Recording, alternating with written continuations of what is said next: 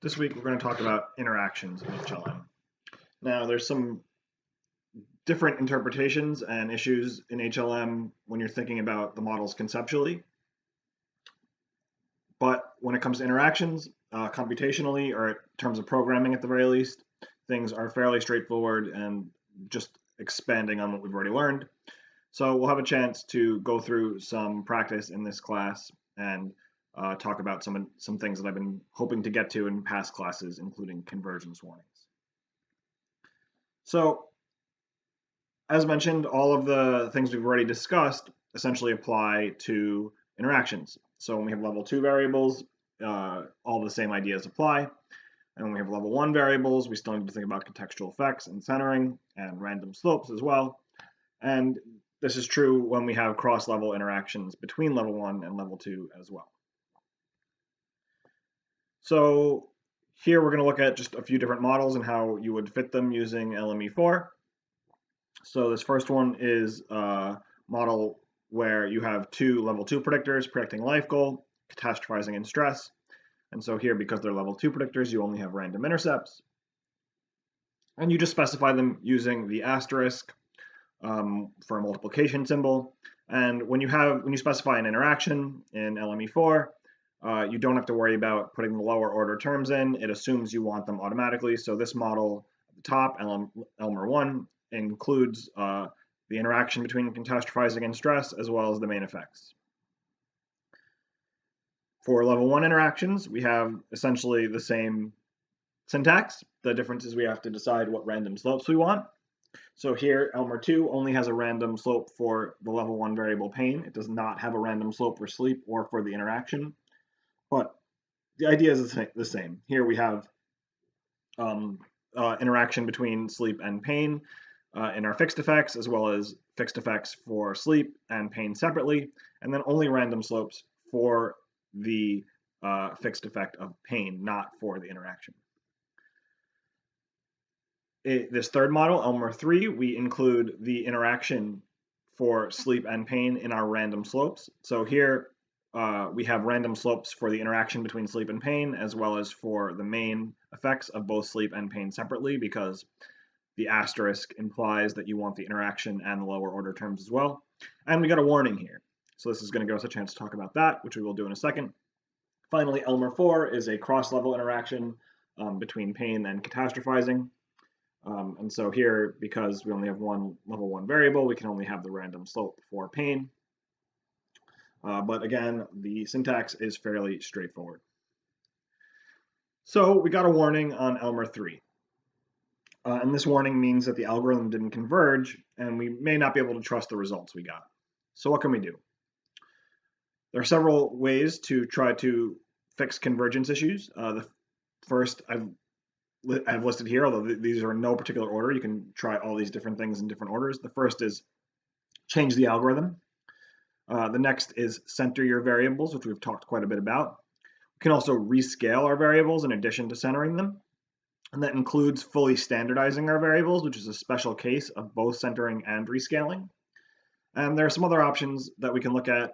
There's this function Elmer control. We can look at the help page for that, and that can give us a better idea of what other options are available. But usually, if one of these or several of these options don't work, your model may not be able to converge. So Elmer has several different algorithms available to fit HLMs. These are actually more precisely called optimization algorithms. And the idea is that what they're doing is they are searching for a point at which the fit of the model cannot be improved any further. Sometimes you'll see these referred to as hill climbing type algorithms. We're not going to go too much into the technical details about the algorithms themselves because they are fairly complicated and technical, but they all work on very similar principles. There are just some differences in the details. So the default algorithm in Elmer is this NLOPT wrap algorithm, and this is actually a wrapper that will select different algorithms based on the way your model is specified. And this selects from a series of different fast algorithms. They're not always the most accurate, but they are fast, and they're perfectly fine as long as you don't get a warning. The two main alternatives are these BOBYQA and Nelder-Mead optimizers. They're both a little bit slower, but they tend to be more accurate. Sometimes one will be more accurate than the other. I don't really know exactly why or when you'd prefer one or the other. Just try different things until you can hopefully get your warnings about convergence to go away. And as long as you get the warnings to go away, you're fine and you can be fairly confident in your model. So let's try a different algorithm on this Elmer 3 model that we fit before with the random slopes for the interaction. So here I'm trying the BOBYQA optimizer. And we see we still have the warning, but notice that this max gradient is quite a bit smaller. We're trying to reduce this value so it reaches this tolerance. This is the default tolerance. You can actually change this, but usually this is a pretty good value. The default's where you want to leave it. So here we've gotten almost to 0.0002. We're not quite there. If we look back at where we were before in the original algorithm, we're quite a bit further away. We're at 0.16. So now we've gotten quite a bit closer to 0.002. This means our model has just about converged. I mean, we can think of this as essentially having converged, but if we really want to get our warnings to go away to make ourselves feel better, another thing we can try is centering. So here I'm just centering all of my variables at the grand mean. So remember, grand mean centering doesn't actually change the model fit. It only changes the interpretations of the final parameters. So here I grand mean center sleep and pain, and I refit the model, and here we see we have convergence. So another issue to consider is that sometimes you're going to have predictors that are on very different scales from each other. One example might be if you have two different time variables that are measured on different scales. Maybe one is measured in hours and one is measured in seconds. Just in general, different variables may be measured on different scales. And you can always rescale variables with a linear transformation. This preserves the model fit and it only changes the interpretation of the actual final parameters. But you can always back transform things after you fit the model. This is really just in part an issue of getting the algorithms to work the way we want them to. So a lot of times if variables are on different scales, you'll see a warning that specifically tells you consider rescaling your variables. So here I just created a fake variable where I multiplied sleep by 10,000 and tried the model again. And it gave me this warning. Some predictors are on very different scales. Consider rescaling. One solution that kind of kills two birds with one stone is full standardization. This essentially gives all your variables a mean of 0 and a standard deviation of 1. So this is a linear transformation, so the model fit will be the same. And essentially this is similar to producing standardized coefficients in regression. And this can often really help convergence in HLM. The main downside of this is now your parameters aren't in the original units, they are in standardized units. So they're all about the differences in standard deviations rather than the differences in units.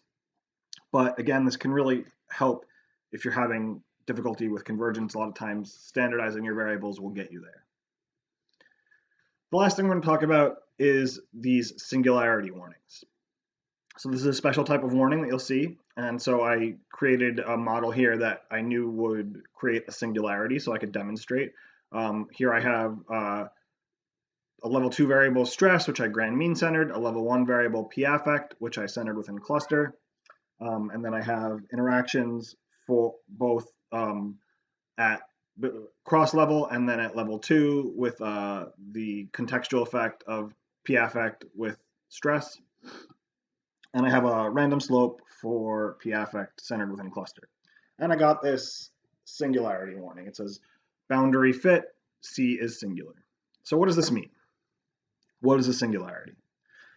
Typically, a singularity means that a random effect has been estimated to be 0.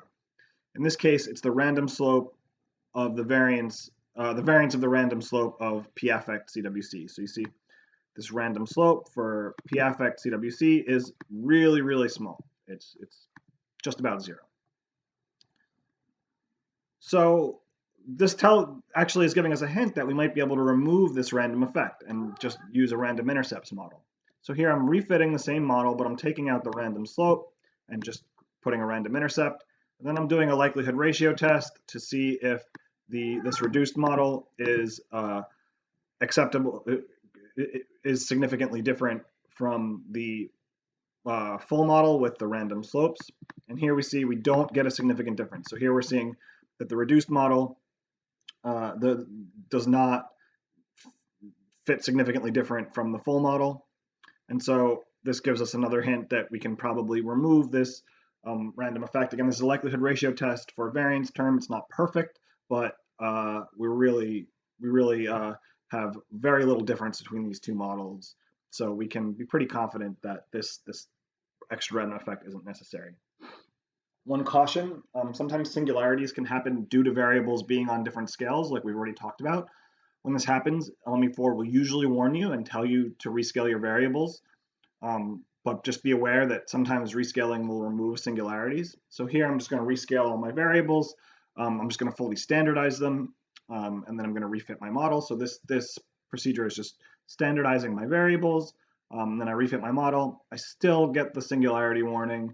And when I check the model parameters, this random slope for p affect is still really, really tiny. It's just about 0.